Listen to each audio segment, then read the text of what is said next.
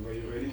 Alright, hello everybody. My name is Bongela Kaba, and today I am joined by five-time SAFTA winning director, actor, writer, and comedian, Krijay Govender. Welcome to tonight. How are you? I'm good. I want to start off here.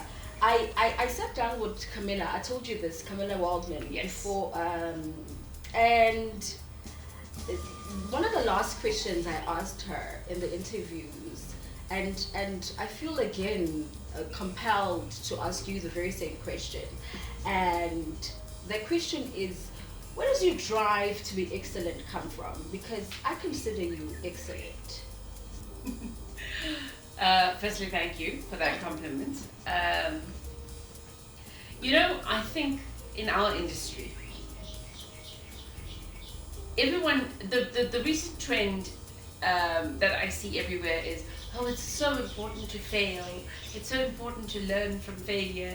Yes, but not in the entertainment industry. Okay. Because we are a very people-facing industry. We are a very, you've got to be on form and excellent all the time because we're so people-facing. We're not software developers in the background where you can fail. We really are, ta-da, here's what we do, and we've got to get it right. I won't say the first time, we've got to get it right almost all the time. So that's our industry. So we have pressure on ourselves, and even you would know this as an actress, okay? Once the camera rolls, you really have to be excellent. So I don't think it's just me. I think it's all of us in the industry. We should be very well aware. Because now I'm seeing more and more the trend in self-help and self-development, and all your millionaires talking on social media saying, oh, it's so important to fail. It is, but not for us. Yeah. Because if we fail, millions of people see it. And the impact is too big. Sure, you have to train. Yeah. I think also I'm asking you this because you, as somebody, as I was going through just your life story on the internet, I just found that there was nothing you weren't good at. I don't even that there was nothing you weren't good at, but you were good at a lot of things. So, is this growing up, and then now let's touch into your origin story. Growing up, how does this now inform who you become? Where does this come from? Okay, so let's start with doing a lot of things. Okay, I think as a South African performer, you have to do a lot of things to stay employed. Okay, so you have to do a lot of things, and then by exercising those muscles, you actually go, well, actually this is not too bad. I'll do a little bit of this and a little bit of this, but always making sure that when you are in a particular role, that is the focus. I think when you look back at childhood, I'm no psychoanalyst or anything, but I will tell you that I had a grandmother. I was brought up by my grandmother right until I was 13 or 14, and that's when I went to move in with my parents. So it's a very typical South African story that way. My grandmother was in, I won't say rural, but a very poor area called North Dean. But my grandmother always made me feel like, when I dreamed as a kid, she never ever said, you can't do that. So I think unconditional love from one person, and then for most of us teachers at school that always kind of push you.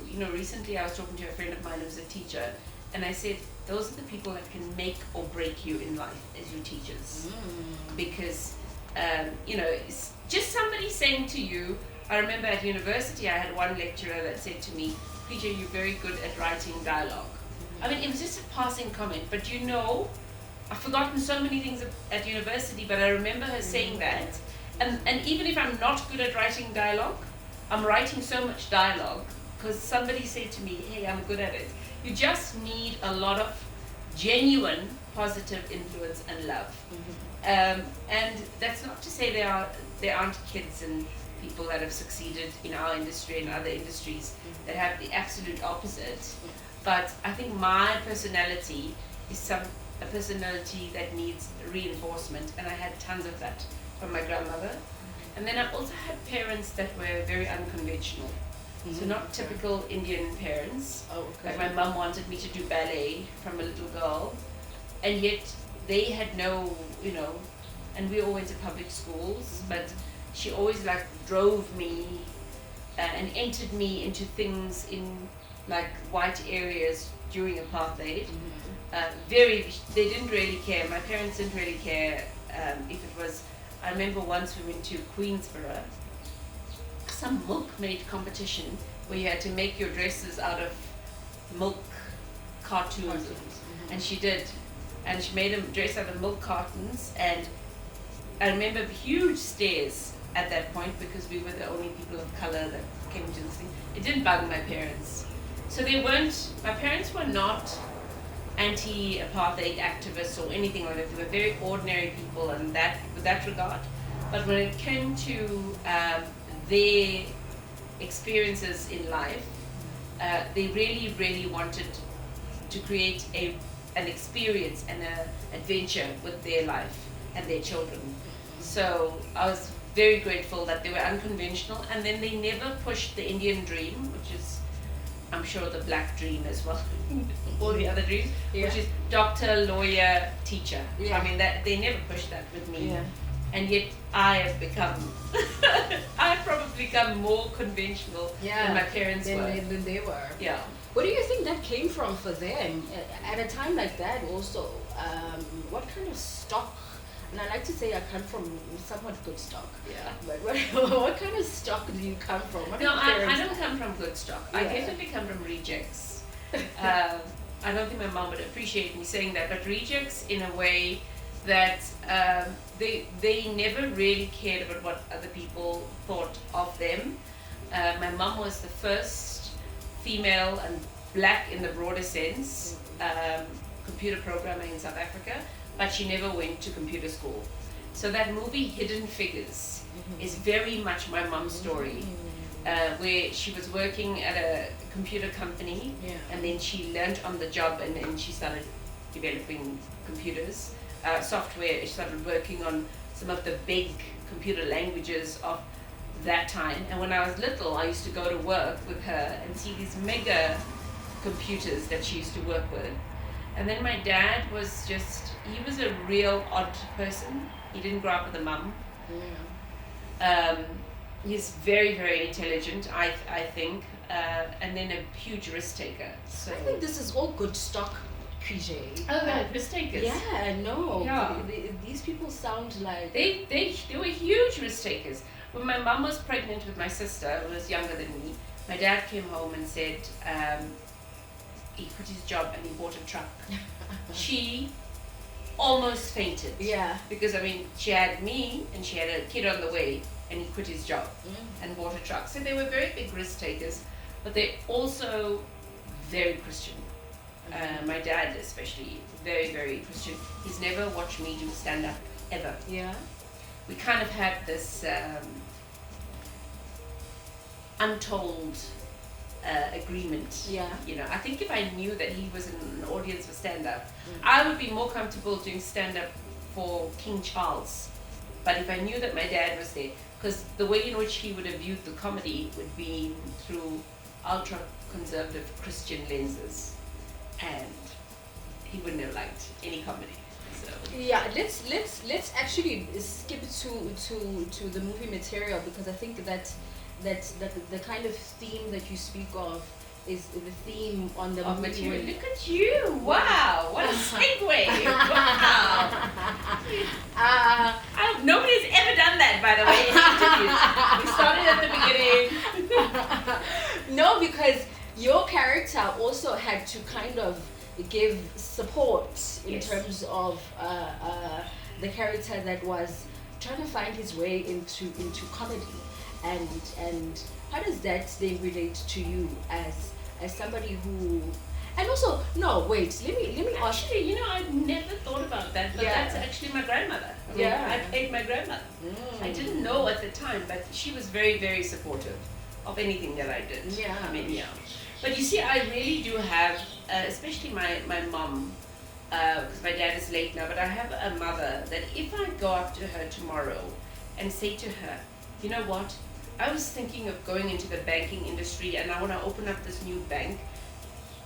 I mean, the reason I say that is because I know nothing about banking, okay? In fact, I don't even know how ATM cards work in. I don't know why I'm tapping on things to pay. But anyway, I have the kind of mother that if I say that to her and I say I'm going, she would say that is brilliant. She just goes, that will be the biggest thing. Yeah. And I think that's very important for people. Very, very important. But how does back to the movie, because he had a responsibility that he had to kind of fulfill with the shop and his father's. So now how do you navigate responsibility and parental expectation versus what you want to do? I mean, that hasn't been a problem for you because you come from supportive parents, but somebody who doesn't, what does that mean? I think it's, in our industry or any young person listening to this conversation, I think you've got to show, and everyone that I know in comedy, including Riyad Musa, by the way, he's a great example of a person that had to fulfill a particular agreement. I was so glad I don't have his journey, because his dad said, okay, you want to do comedy? You become a doctor, and then you can do comedy. So what did the guy do? Studied medicine for 7 years, became a doctor, didn't practice then, and did comedy. And then I was fortunate not to be in that situation. But I think with any young person that really wants to do something alternative, crazy, some new career that people haven't thought about, or even venture into this career, which we know in South Africa is very challenging, you've got to show. Don't tell people, hey, I'm writing a novel, I'm writing a play, you've got to show. Here's what I've written, here's what I've done, and I think it's so easy for them now. So easy because they've got social media. They don't need to go put on a play, find funders, whatever. They just got to act, film it, or sing, and put it on social media, and there you go. So their parents will go, yeah, you can do this, let's support it. I think now that I have children, I think the risk for parents is parents don't want to see their kids fail. Nobody wants to see your kids fail. But more than that, nobody wants to see kids going into things that they're not good at. Do you know what I mean? Even so if it's a responsibility or a family responsibility that Absolutely. You might have to, let's then talk about your life as having gone overseas and what that did for you culturally. But tell us about your experience overseas and what you did and how that came about and how that kind of shaped you. Okay. Yeah, it's a pivotal point in my life. This was in the 1990s when the USA was like, wow. Yeah. So in 1993, I had the opportunity to go to the US as an exchange student to Oregon. I've never even heard of Oregon at that place. I kind of only we all heard of New York and Chicago, and that's about it. Big cities. So I went to a really, really small town called Toledo, Oregon. Okay. Like, really small. Yeah. Like the place that I was living in KZN was a city compared to Toledo. Yeah. And I lived with 3 families. The middle family was a Mormon family, which I'd never even heard the word Mormon before. Yeah. Yeah. So that's kind of a sect. I won't say a sect. It's a very different kind of Christianity, very different beliefs. And everybody said to me I wasn't going to make it. How do you navigate that?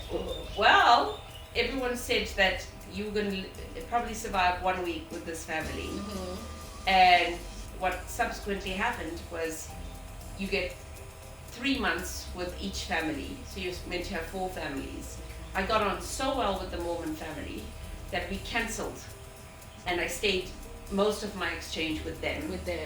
And they had horses, which is where my interest in horses came from. Mm-hmm.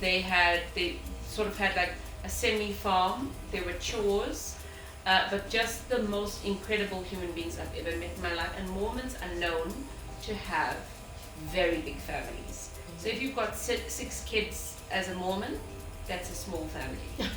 Yeah, because, so my host family had kids of every age, and then there was me. I slotted right in, and we really, really got on so well. Do you look different when you go there? And yes. Do you stand out? Oh yes. In Toledo, there was one black student that came from Los Angeles, I remember, and then there was myself, which was a bit of a complete, I don't want to use the swear word, but you know what I'm talking about.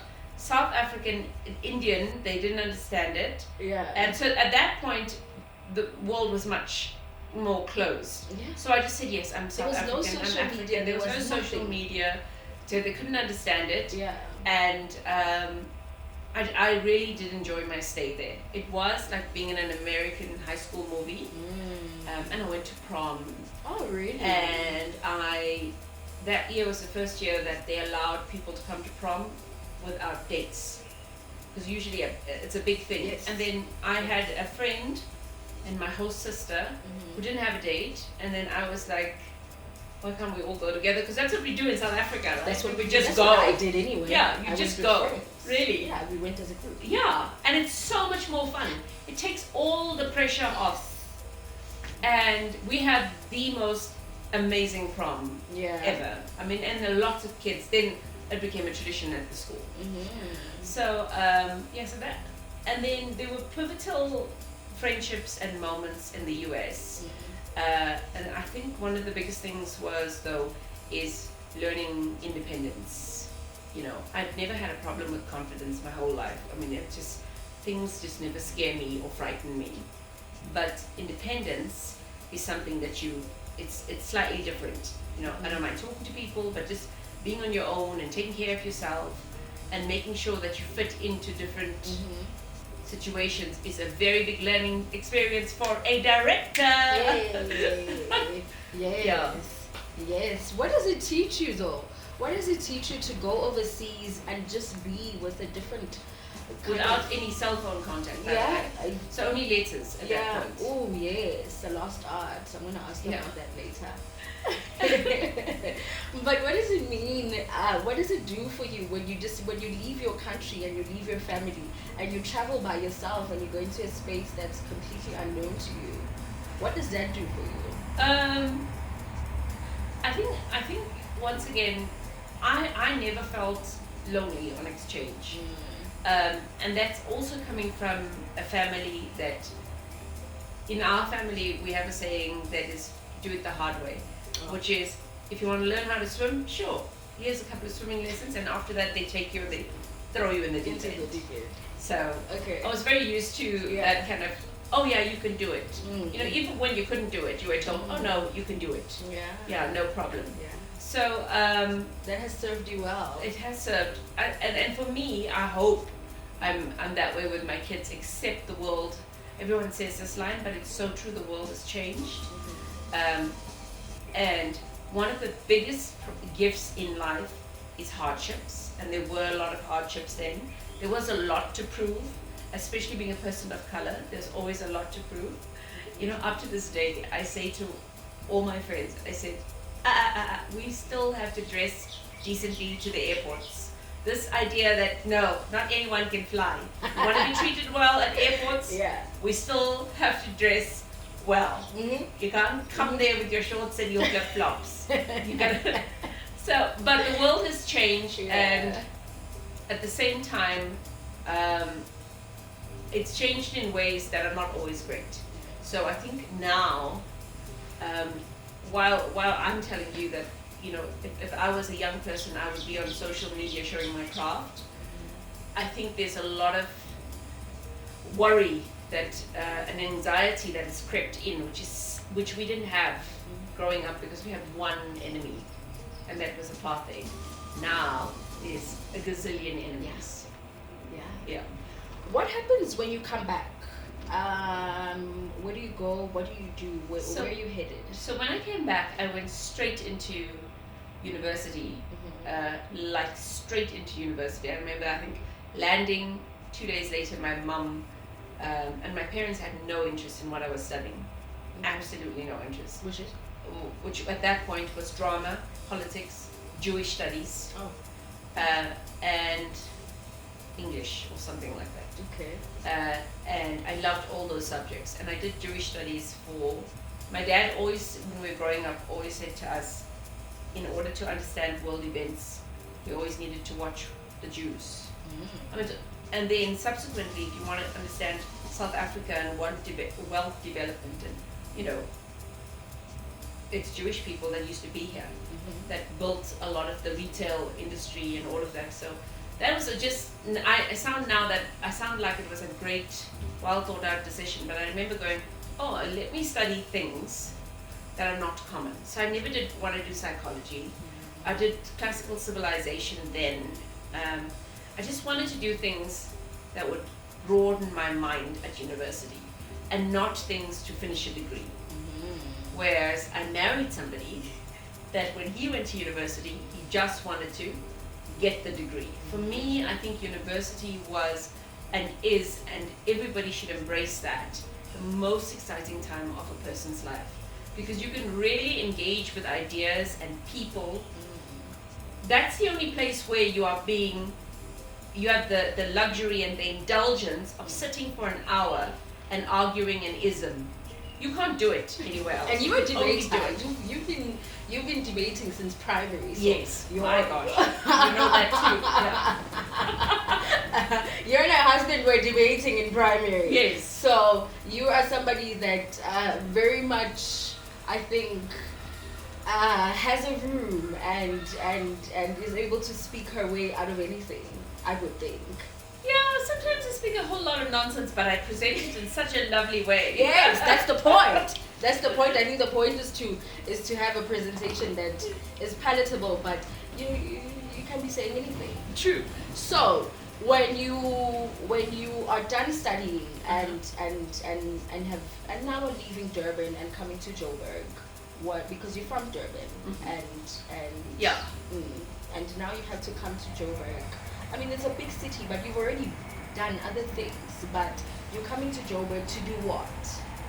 So something happened between Joburg and Durban, and that was Cape Town. You weren't even born then, I can almost guarantee that. But when I was at university, there was a major national search for the Backstage bitch. Okay. So Backstage was a very big soap. Yes. At that point. Yes. And they needed a super bitch. Oh. And okay. so all the drama schools, including ours, were sending people to go. And I went for the audition. And before I went for the audition, I had a lecturer that said another line that stays with me for life. And he said to me, Krijay, don't audition for the role. Audition for the part that they're going to offer you. And I went, what? And he said, your chances of getting the role are so slim because it's so dependent on the height of the other actor, on the look and how, because that actor would have been cast, your love interest. Do such a great audition that they would say, hey, do a memorable audition. So that was his line. He said, when you go into an audition, don't audition for the role, because you're going to get disappointed 99% of the time. Audition for the role they're going to call you for, and you won't believe what happened. I auditioned for the role. It took off so much pressure and nerves of going for auditions. Yeah. But I won't say the greatest audition of my life. I did such a good audition. 2 months later, the Backstage called me and they're like, hey, would you mind moving to Cape Town? We've got this role that you would be great for. And it wasn't the super bitch. I remember the super bitch went to, I must remember the actress. Tanya directed it quite a bit afterwards, but Yeah. yeah. Okay. So it went to her, Yeah. and then there was another role that came, Mm. and then I did a 3-month stint in Cape Town, which I'll never forget because it was when 9/11 happened. Mm. You know, when those planes, towers, yeah. And of Crashed. course that affected me Mm. because if you're somebody, I mean, I love America, I really do. I don't think all Americans are dumb and stupid. Just remember you've got some of your top universities there. Majority of Americans are very, very loving people, and I'm going way off topic right now, but I will tell you that it really hurts me in recent years to see how polarized our country has become. It never used to be that way. It's a really lovely space. Yeah. Okay, so you're And then Joburg. yes, and then Joburg.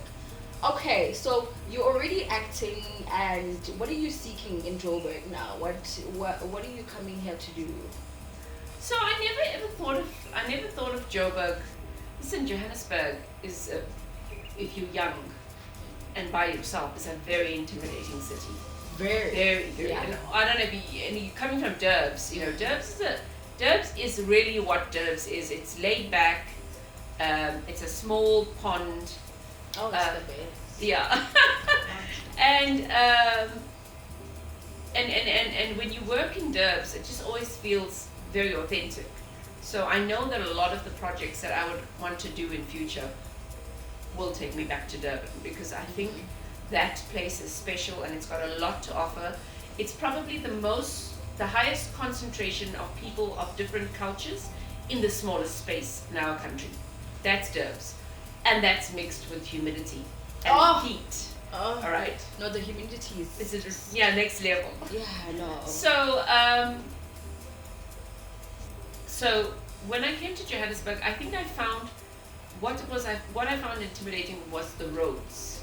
I never found the people intimidating, and I think now I've kind of become a Joburger, because for me, Joburg is still the most real place in South Africa. Yeah. It's not pretentious. People value you for your work and your worth. Whereas, you know, whenever you come, I think there's a verse in the Bible that says a prophet is not valued in his own house. Right? Not that I'm a prophet, but you know what I'm saying. Yeah. So it's very important. And then I remember also telling my girls when they're growing up, if you are a sunflower, don't stay in a field of sunflowers, because nobody's going to appreciate you. Move yourself to a field of roses and you're going to stand out. So Johannesburg for me is a great place because it is a work city. When you're in Joburg, you feel you need to be working.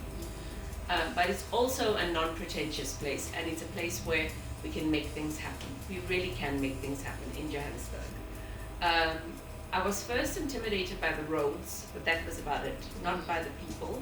And maybe I was intimidated a little bit by sort of the modeling agency, which is always an intimidating space. But thank goodness, very fast, I knew that I fitted into acting. Yeah. So when you come into this space and are now trying to get work, where does this start for you? So the blessing there was I was in a theatre piece called The Coolie Odyssey. Yes, The Coolie Odyssey. And it was in Grahamstown, and then it had a run at the market. Yeah. So and then what happened was, a lot of people would say it's luck, you know, but I'm a believer in Christ. So I was always praying, oh Lord, please make a way, please make a way. And what had happened is a producer from Isidingo was meant to go out to meet somebody else. Okay. And this person said, listen, I can't meet you today because I'm going to the opening of this show at the market, but I have an extra ticket, do you want to come? And so the producer is like, okay, can we have our meeting in the car? So they have their meeting in the car, and then she just comes to this show, which she would have never come to. So she came, she watched the show, and at the end of the show, I remember I got a small gig on Generations, some lawyer or some doctor or something like that, very stereotypical role. And then I got a call saying, what are you doing on Generations? We're writing you a part of Isidingo. So that was very exciting. So there was no auditions for those. There was a short list, and then that was awesome. But I didn't go searching for work at that point. So my advice to young actors, or any actors, go back to theatre. Because I think audiences are going to go back to theatre as well. Because I really do believe that AI is going to take our jobs on screen. Oh no. I'm telling you it's going to happen. How do we position ourselves then? You got to go back to theatre, because what people are going to value is live. You know what I mean? To sit back in an audience and to have human interaction. You know, I would use AI if I'm sitting down writing a piece and I'm going, oh gosh, do we have to deal with the actor, the actor's agent, the difficulty, their drug problem, their smoking problem, when I could just create this character, and this character will do exactly what I say, and I will say, do that Denzel Washington style. You know what I mean? Everything is specific. Yes, everything is specific and can be crafted. Okay. So I would say to actors, go back to the theatre. Yeah. Because my gut feeling is that theatre is going to be big again. And who, you know what? You asked me this question 5 years ago. I would have said theatre is dead. Don't waste your time. Yeah. Now I'm like, go back, because. Do you think we need to go back to a simpler time because of this? No. It would be silly and naive. And backward if we think we should go back to a simpler time. What we need to do is use technology as much as we can in our craft, but we also need to make the craft better, and we also need to be inclusive in a sense that whilst using technology, we need to know that we're in a, as I said, people facing. And as performers and actors and creatives, we thrive off not the energy of machines, but the energy of people. So bring all the creative people into the room. But for goodness sake, if you can save money by doing an incredible backdrop that looks super real, do it. Maybe don't replace actors, but do that. Yeah. And I think where actors are safe is in that, as much as being a celebrity, I'm moving away from the sun, as much as being a celebrity is not something that actors, I'm pointing at you because you're an actor, actors want to do, people love the idea that one day they could meet you. Do you know what I mean? So that's still a safe space for actors. Yeah, but go back to the theatre, go back to live stuff and film the live stuff and put it on the internet. Yeah. But I don't think we must long to go back to a simpler time. Because whilst all of this is happening, technology is also helping people a lot with their health. You know what I mean? So we'd be naive and silly for us to say, oh, let's go back to a simpler time. When now, I think I saw a video on some of the urinals in China, that when you pee into it as a man, this guy was doing his video, it tells you the amount of acid it just gives you a screening right there free of charge, so that if you got something wrong with you, you can catch it. So I'm not naive to say don't use technology, don't let technology use you. You've got to use it. Yeah. I think that also comes from my mom, because she once said this incredible line which always sticks with me, which is, you don't get old because of your age, you get old because you don't keep up with technology. And you don't have to know every app and everything that's going on, but every now and then it's so important as human beings, whatever age you are, is to put your finger on the pulse and go, hey, this is what they're doing in that industry, let's use it in ours. How does that help you with that particular line of keeping up, and just because you've been doing this for the longest time, and people fade out and burn out and kind of do other things and move on, because the industry also isn't easy. So how have you managed to keep up? Yeah, I don't think keep up. I think, when somebody says to you, we can do something better, or we can do something simpler, I think don't be stubborn about it. You know what I mean? For me, that's been, as a director, I've always kept an open mind about camera. When I first started directing, I thought, oh, this camera thing. When you say something thing, they know you've got a problem. So I always go, oh, this camera thing and these DOPs, I just want it to look like this. And now I'm like, there's an easier way to do that. Let me look a little bit into which cameras can actually do this better. Or I ask DOPs, show me that shot with this camera, now show me that shot with this camera, and then learn from them without trying to take over their jobs. But that's where technology is incredible, And then also social media, for all its ridiculous twerking and makeup, people putting on makeup and talking to you, and everyone giving you advice on how you should live your life, and your 5 things to make you a millionaire. All of that, in all of that mess, there is a lot of good stuff, and things that you've never seen before.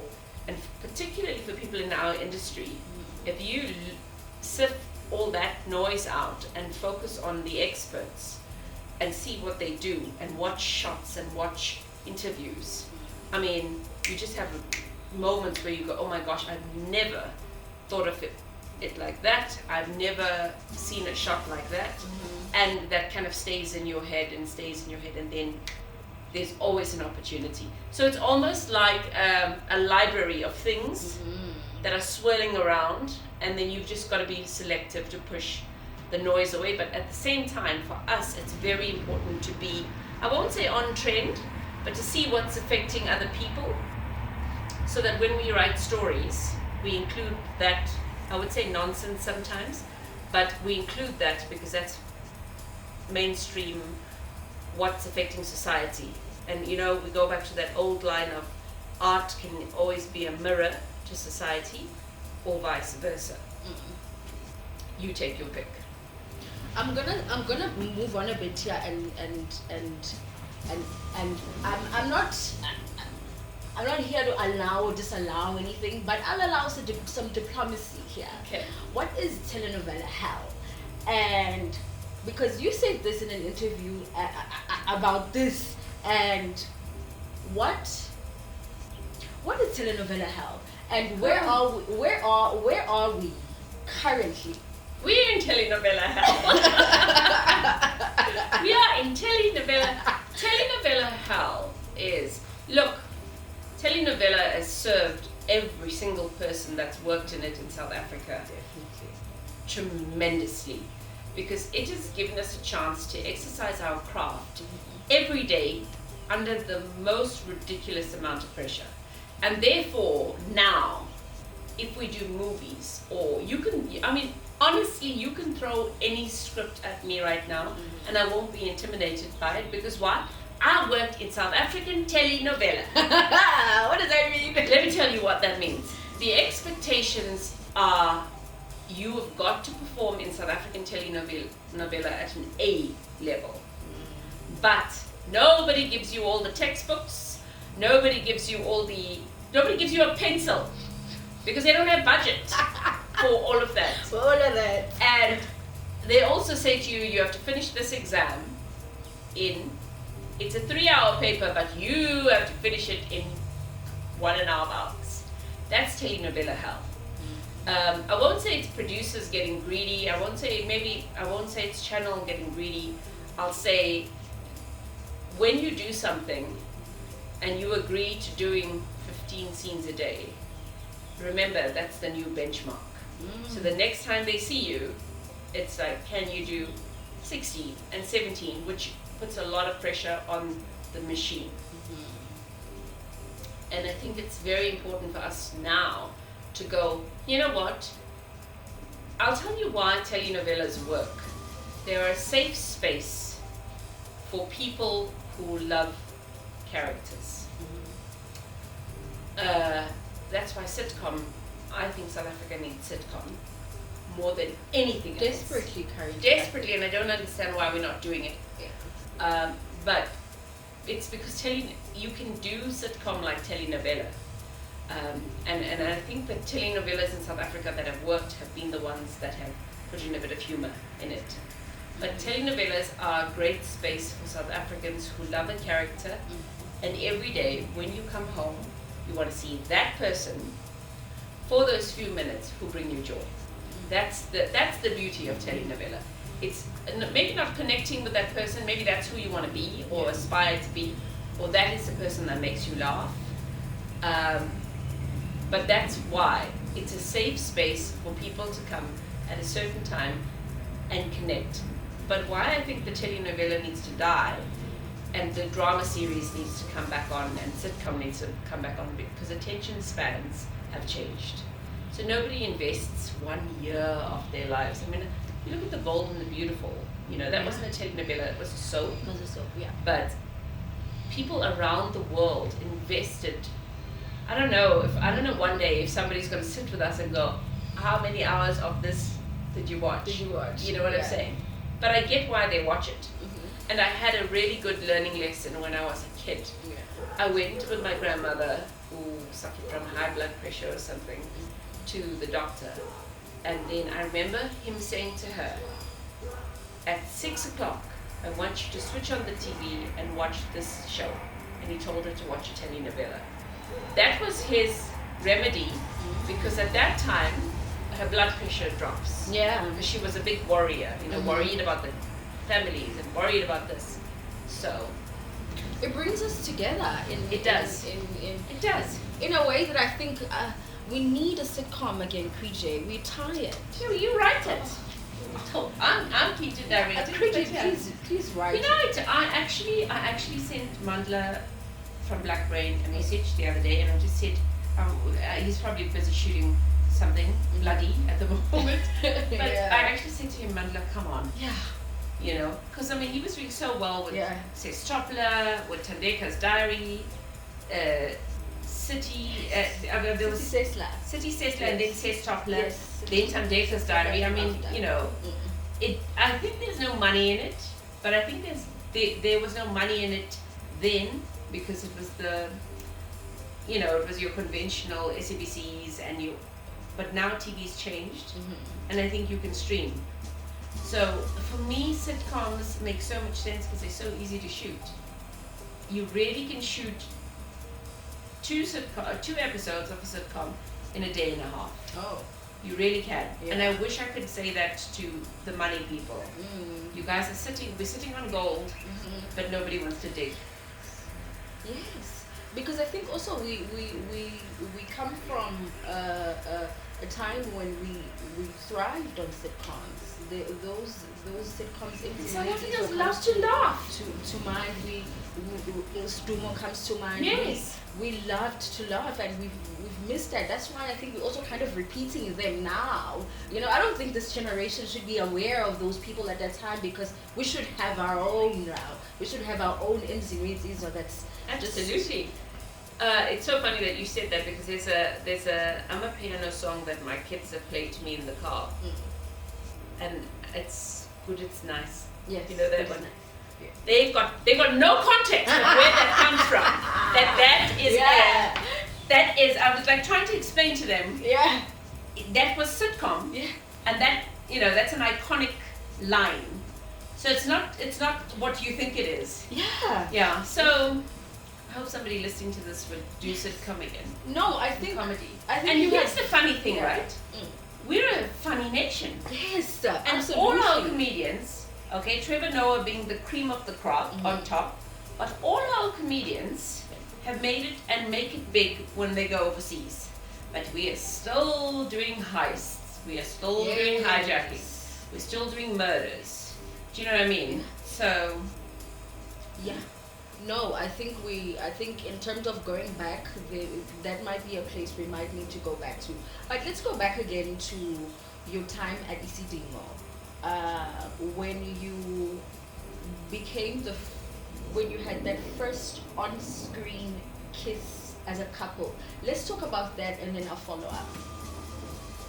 So, You know, I always say Indian people in South Africa weren't kissing or having sex or anything before that. Before then. That episode taught them. Yeah. But at that point, being South African Indian, and it was a very interesting time because it was 1994, and I was also writing for the newspaper, very provocative and challenging columns about identity. I remember Madonna was doing some very Eastern things, and people were, oh wow, and I'm like, well, is that how you define culture now? So anybody can do anything. And I remember getting a lot of letters to the editor. Who is this at that point young girl who thinks she understands what it is like to be from KZN or Indian or all those things. So I had that. I was extremely nervous about that kiss. Yeah. We never had load shedding at that time, but my house did on that episode. Oh really? Yes. How? My mum tripped. My mum tripped the electricity for 15 minutes. That's how nervous. So you guys had planned this prior to? Oh yes. Okay. Yeah. I was like, when is this going out? Because we had journalists that contacted us and said, we hear that you and Jack Devnarine are going to be. It was one kiss, fully clothed, in bed. But my God, now as a young actress, now I can laugh it off. But at that stage, it's a lot of pressure. Just a lot of pressure. To have a journalist phone you and say, do you not think that you are breaking, you're pushing boundaries too far?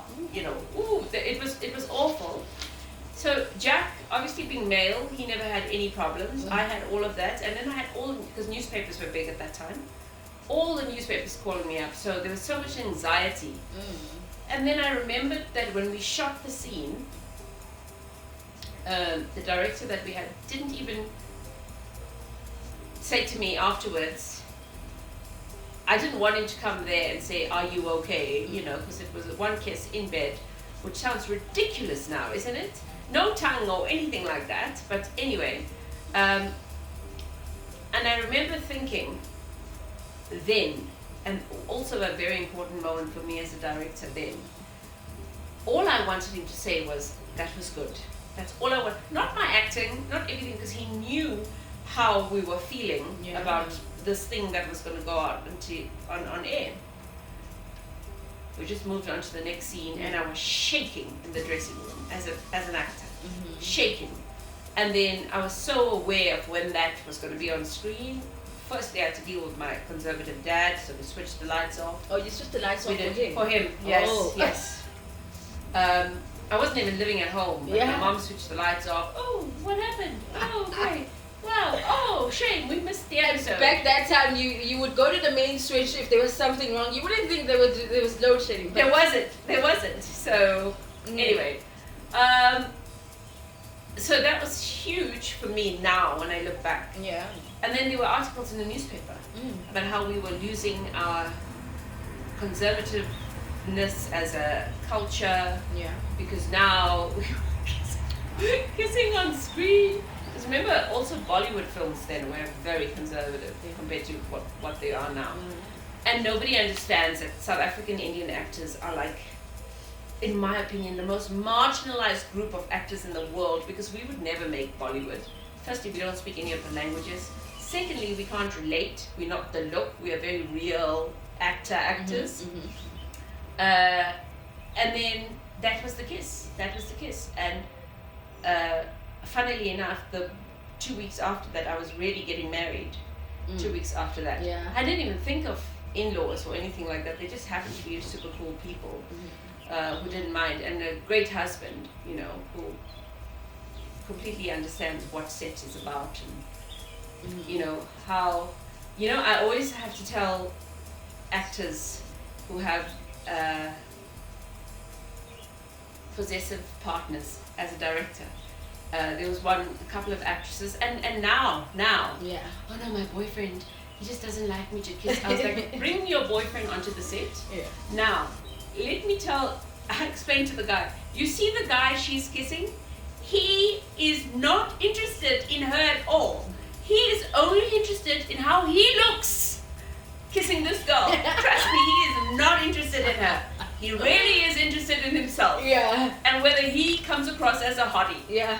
And then I remember, because I did this for one actress, Yeah. and she was like, thank you so much. I'm like, yeah, but does he not understand that the actor you're with has got quite a big ego? Yeah. And really isn't interested in you one bit.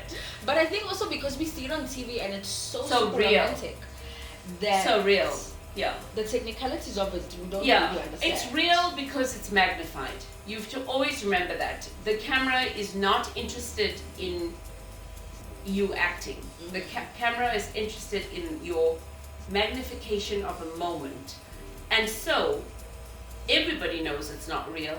The good actors know that it's real only in that moment and not afterwards. You know. So, for me, the only people that have to believe that it's real are the actors, but more specifically, the only time that they have to believe that it's real is in that moment. And then it's gone. We don't need it. Yeah. Then it's on celluloid and it's there for life. And people are going to believe it because for that moment you believed it's real. Why? Because that's your job. That's the job of the actor, to believe that whatever they're doing is real for that moment. Looking at that, at how you just described this kiss that was just so big at the time, and my follow-up is going to be just how the time has changed now. We can have sex on the first date and on TV, and it's okay, but that kiss was so big and so important, and so it was a different time. And the time that we're at now, what do you think has changed? I think we don't have to.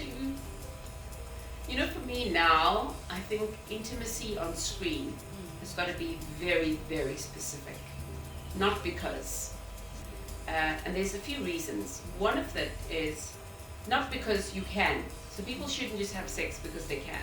There has to be a very good reason for directors, writers, producers putting sex on TV, because once again the world has changed in a bad way.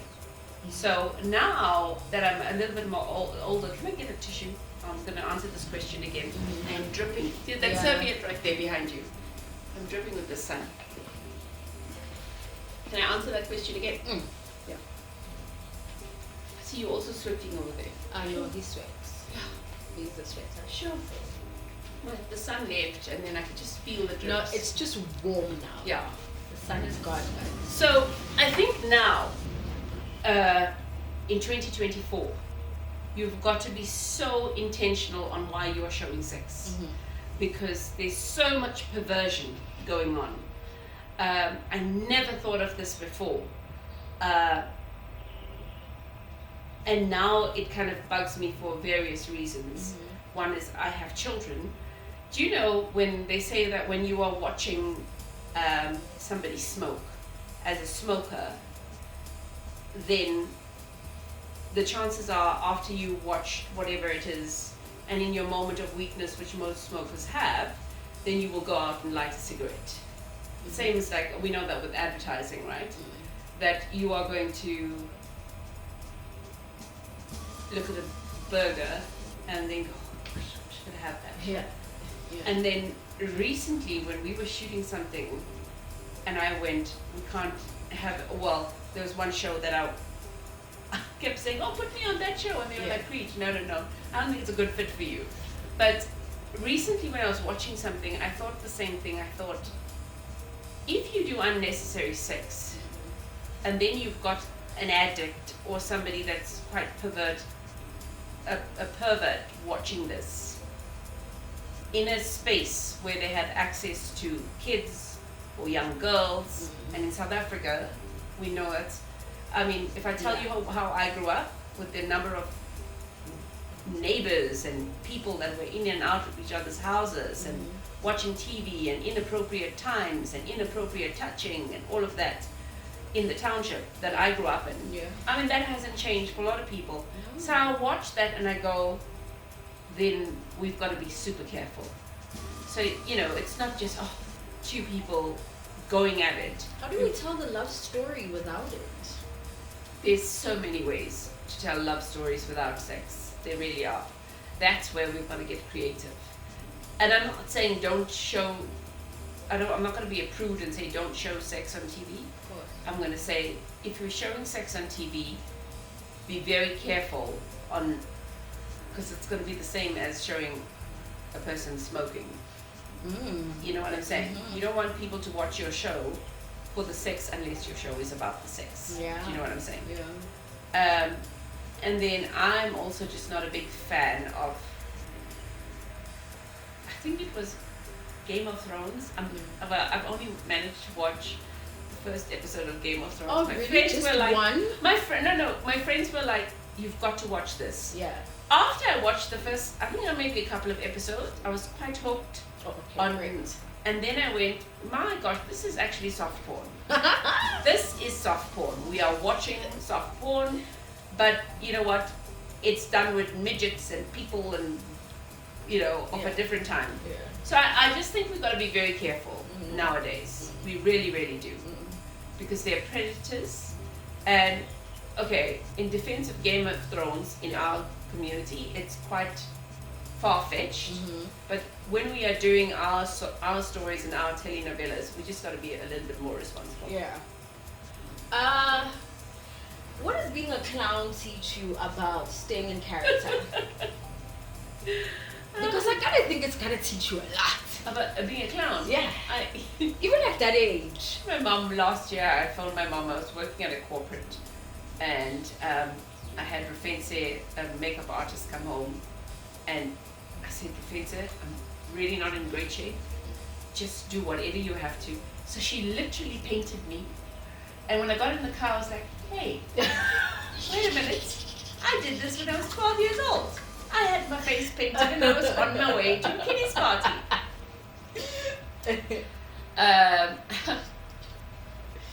Being a clown is very interesting. Yes. Because if you ever had the opportunity to play a clown, you get laughed at. There's absolutely no identity. You have got no identity. So nobody ever says it's Krijay who is the clown. As soon as you go, that's why it's so important for people, performers, to put on a color face, whatever color you choose, and watch how the world treats you. Yeah. You really get treated as a thing. And you really are performance,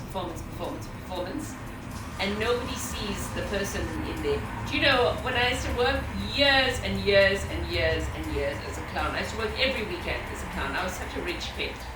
I really was, because I earned so much cash as a clown. I think very, very rarely people would ask you if you want to eat something, or because you really are a thing, you know, you're just there.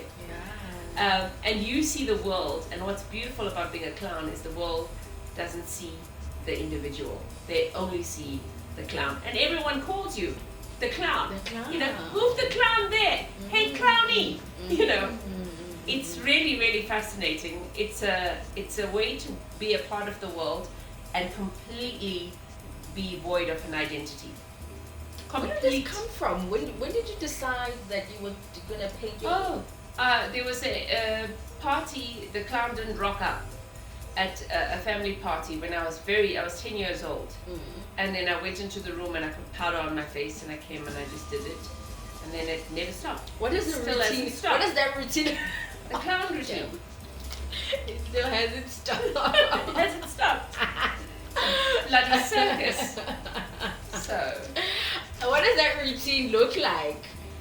To put on the clown makeup. When you put on the clown makeup and here you are in your family function now, what does that performance look like?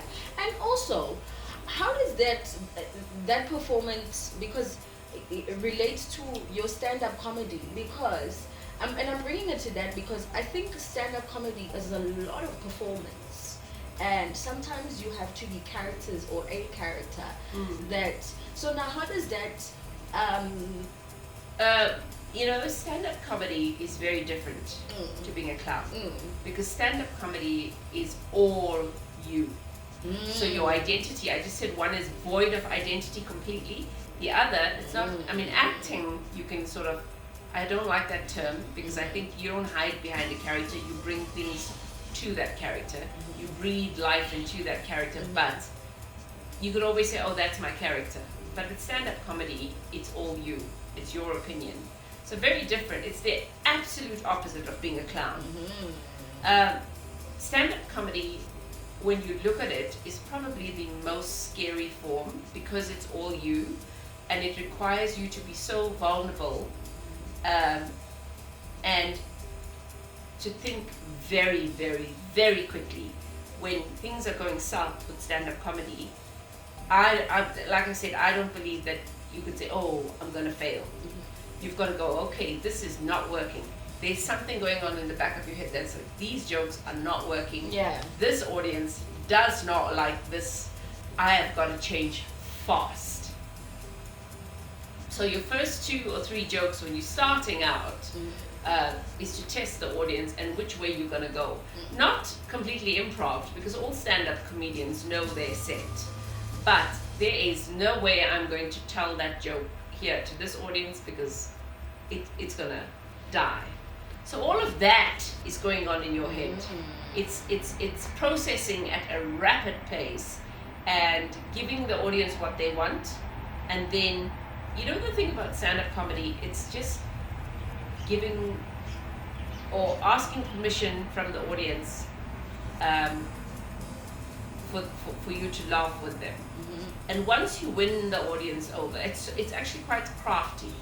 You've got to win the audience over. So if, for example, I want to tell a joke about another person, about you, people that wear glasses, right? You just want to people that wear glasses, by the way, that's because I wear glasses. I know you. But people that wear glasses, I've first got to ingratiate myself to you as a non-glasses wearer. So it's such a crafty art. And you are unaware, by the way, as an audience, oh, he asked me or she asked me permission to say this joke 2 jokes ago. I asked you permission, and then you kind of, because you laughed at that, now you gave me permission to go there. See? So it's very, very crafty. It's very crafty. Yeah. I want to get back to the clown thing because it's just so interesting that I've never met a clown. I've never. What do you mean you've never met a clown? I've never met a clown. I could say, I could give you so many politicians' names, but I'll be quiet, right? Oh no! You've met them. They're on TV. I just didn't know.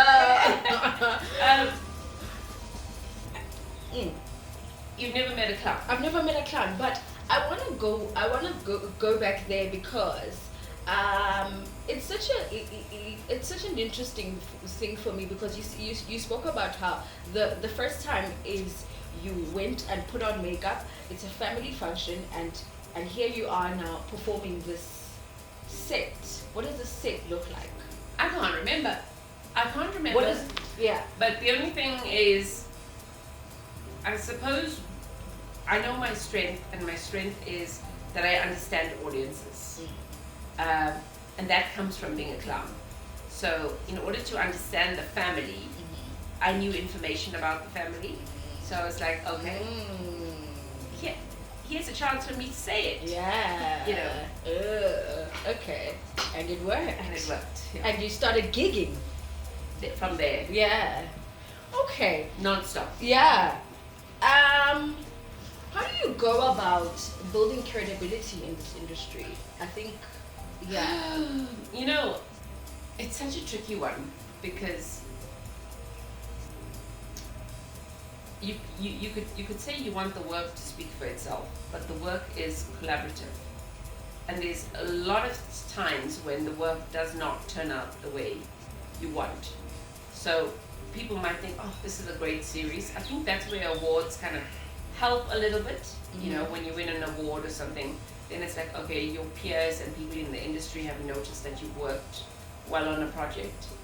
But funnily enough, the projects I think I should have won for, I never did. Which are? And then the projects that we did win for, I was like, okay, yeah. I mean, I really think Thandeka's Diary, to me, should have won awards because it was doing things, it was just about a Zulu family. Nobody was toy-toying. No, it was just about a young girl trying to go to school, trying to make her way. She just had young girl problems. Yeah. You know? Yeah. And for me, that was groundbreaking, you know? And it wasn't a young girl then with a white friend and a colored friend and an Indian. It wasn't that. It was just her family. Yeah. And her trying to. And I was like, and I know how funny the show is. So I would have loved for that show to have been recognized. And yet, in my career alone, yet we won the award for Krijay Govender, which is also a great show. Yeah. But I mean, one is groundbreaking and funny, and the other is, you know, same old. So yeah. Okay. I think in wrapping this up, what is a lost art to you? What have we lost? Because, and I speak to this because in what I think is a lost art, and you mentioned this earlier, was writing a letter when you were back in Oregon. Yes. And that was the communication for that time. And I think writing letters is a lost art. So what's a lost art for you? I have a lot of lost arts. One of the lost arts that I crave in this context is rehearsals. Why do I say that? Is that time that actors spend with each other, not on set, not with the extras of makeup and wardrobe and what am I going to wear and does this fit and are they going to see, you know, that I've got a skin tag? Yeah. That time that actors spend around the table reading a script. Reading a script it's a sacred thing and it's lost in telenovela hell when you're getting scripts sometimes 2 days before, sometimes I've heard even a night before. But reading scripts with other actors and suddenly you are inspired in that moment. Not, you know, I know when if I'm wearing an actor's hat right now and I sit at a table read and I hear this one actor going for these lines, which I read went, oh my God, this is so boring. They bring it up to life and suddenly you up your game. As a performer, you tell yourself, I can't treat this as another job. I mean, it's a really great story. You know what I mean? So rehearsals make people excited about the project. It also gives you a chance to connect with your other actors, your fellow actors, in the most authentic, safe space. Where you are just actors in black clothes, sitting around the table. That's a lost art. And the best movies and the best shows are always the ones that put rehearsals as a not a meet and greet, because nowadays we do meet and greet. And in meet and greets, it's become so pretentious because you're not meeting fellow actors, you're meeting the channel and this person and then the marketing team and all of that. And just that's where I would like to go back to basics, where you have the secret space, or sacred space, sorry, not the secret one, sacred space of here's the script, treat it with respect, it is sacred. Here's my notes on my script. Oh my gosh, if that's how she's playing that, then I've got time to react now. I've also got time to talk to the directors and the writers and to say, you know, I'm reading this, am I on the right, am I hitting the right note here? And somebody discussing their character with you, because the thing is alive. The minute you pick up a script and you start reading as an ensemble, it's a live creature. Yes. Or a baby. Yeah. And now you've got to start feeding it, bathing it, changing, getting rid of all the dirty nappies, and you've got to start nurturing this baby. Is there no time to do it now? I think everybody says there's no time, I think there's time, and we are all, myself included, as a director, too afraid to say, hey, we need a solid 2-week rehearsals and getting prepped in order for this to be Emmy award winning, or even, we don't even need those awards, in order for this to be what you envisaged as a writer in the first place. But the way in which we go now is, oh my god, this actor is not available. Okay, fine, call somebody else. And on the day, who are you? Oh, he was, that's the telenovela hell that I'm glad. I've kind of taken a few months break after I don't know how long. Yeah. And I'm looking back and I'm going, I am just as guilty as the people or the industry that I criticize.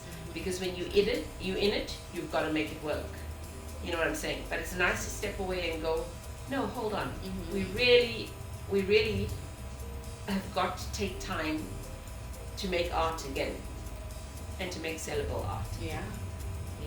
I know I said that was the last one, but that's just because Nell was telling me to wrap it up. But where does the cottage that you built outside your home rank in your career or life accomplishments?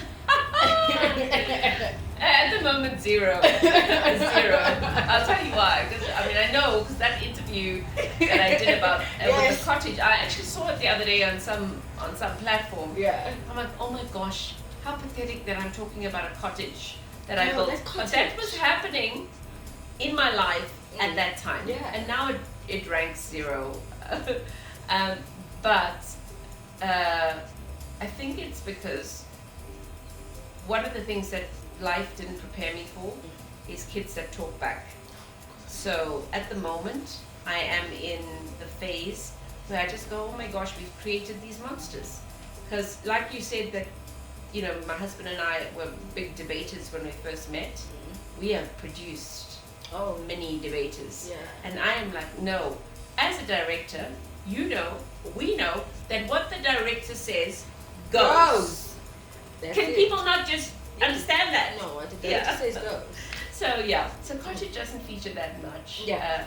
Only to say that I've had some just wonderful friends, South Africans that have moved now to the Netherlands, living there, and it was just great to have them there, and they opened a whole different experience to my life, and that's about it for the cottage. No, I love that cottage. Seeing it, I just thought, man, and you talk about the beams that you put up there, and there's this idea you had about them. Just, I got you. I understood why you needed to be there. It made all the sense. Yeah, I remember that interview, but it's a shame. It came at a time when I was building. Okay, it's like I was really building at that point. So, yeah. Last question. I promise. So, what does success feel like when you've had to earn it? I think success, and I'm taking this question out of the industry. Hopefully, I can answer it in a more broad way. Success really is depending where you are in your life. If you are a single person, then success means something very different. If you are in a marriage, like I am, I cannot answer the question of success now in terms of awards or in terms of career success. Because I'm in a marriage and because I've opted to have a family, success changes. And now success becomes about how can I best support my partner, and how can we both best give our kids opportunities that we didn't have in life. And yet, when I was single, I would have never answered that question this way. But for me personally now in my life, success goes beyond that. I think my whole life I used to ask myself and ask God the question, Lord, why am I born in this country? And why did you put me in this skin and in this culture? And, just why? Why am I here. Yeah. Not the meaning of life. That's too deep, and I think that, you know. But why? Yeah. And now I'm going, well, thank goodness you put me in this country, because we are. Every country thinks they're resilient. We are extremely resilient because of the way in which we handle changes, because we have extremely diverse opinions politically, but South Africans have got a sense of humor, and they don't take themselves seriously, and they're genuinely proud for other South Africans that make it. And even if there are moments of jealousy for other people that make it, overall, I really think it's an awesome country to be in. So success for me now is also extends to how do I make my country better, how do I make my community better, and how do I make other people recognize and realize their dreams, particularly people that can't see how talented they are, and how, like yourself, how all they have to do is 5 little tweaks here and there, and then they'll shine. Yeah. You know, and I know that because I don't take the advice myself, but our own worst enemies are ourselves, our own worst critics, our own worst enemies. And then something else that happens as you get older is that you realize, my gosh, you don't have much time left. So for me, success has changed so much. I think if you asked me 5 years ago, I'll go, oh my gosh, I would love an Oscar. I really would love an Oscar. Yeah. I'm not kidding. Yeah. When I used to shower, for many, many years, I used to practice my Oscar speech. And now I'm like, no. The stories that I know that South Africans will tell are going to be far more powerful, because other countries have kind of lost the plot. And we need to stop believing that everything is out there. It's actually here. I mean, the fact that we could change the electricity situation in one day. One day!